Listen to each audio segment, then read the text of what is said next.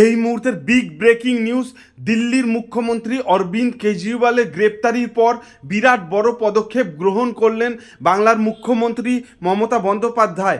আবগারি দুর্নীতি মামলায় শুক্রবার গ্রেপ্তার হয়েছেন দিল্লির মুখ্যমন্ত্রী অরবিন্দ কেজরিওয়াল।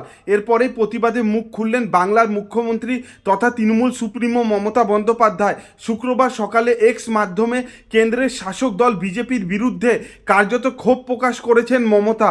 তিনি জানিয়েছেন কেজরিওয়ালের গ্রেপ্তারির খবর পেয়েই তার স্ত্রী সুজাতা কেজরিওয়ালের সঙ্গে কথা বলেছেন তিনি।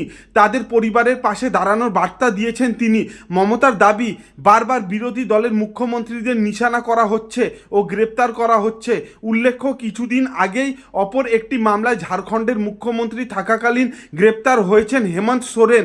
এক্স মাধ্যমে মমতা লিখেছেন, আমি অরবিন্দ কেজরিওয়ালের গ্রেপ্তারির প্রতিবাদ জানাচ্ছি। বারবার বিরোধী দলের মুখ্যমন্ত্রীদের নিশানা করা হচ্ছে।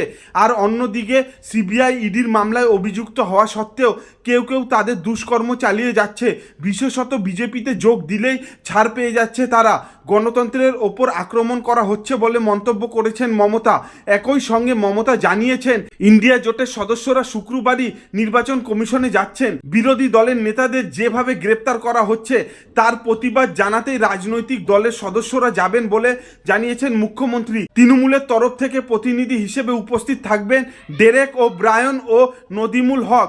এই বৈঠক অত্যন্ত গুরুত্বপূর্ণ বলে উল্লেখ করেছেন তৃণমূল সুপ্রিমো।